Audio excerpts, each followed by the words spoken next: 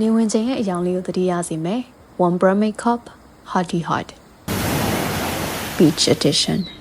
မျက်နှာအသားရောင်လေးတစ်ဆင့်လင်းသွားအောင်ထုံးတော့ပါတဲ့ sunscreen လေးကိုသုံးပြီးတော့စပါမယ်ရေဆိုခံတဲ့ foundation ဒီနံပါတ်1အရောင်လေးကိုစွန်ပပလေးသုံးလိုက်ပါမယ်ပြီးရင်ဒီ powder pack လေးကိုသုံးပါမယ်ညတွင်းချောင်းတွေလုံးဝဖုံးလိုက်တာမျိုးမဟုတ်ဘဲနဲ့သဘောကျကျလေးပြည့်ဖြစ်သွားအောင် blurring effect ရအောင်ပါဒီထဲက peachy punch အရောင်လေးကလက်လက်လေးပါတော့ eyeshadow အနေနဲ့လည်းလှတာကိုတွေ့ရတယ် mango tango နဲ့မျက်လုံးတောင်အပြင်လေးမှာလိုက်ပါမယ်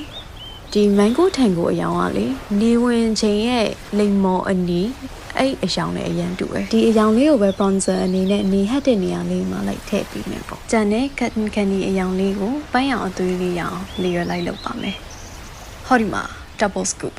မျက်တောင်ရဲ့ပြီးရင်ကျွန်မမျက်ခုံးဆွဲရမှာမရှိတော့ဒါနဲ့ပဲမျက်ခုံးပေါ့နော်ဒီနေ့ရွေးချယ်ခံရသူကတော့ moist cloudy lippy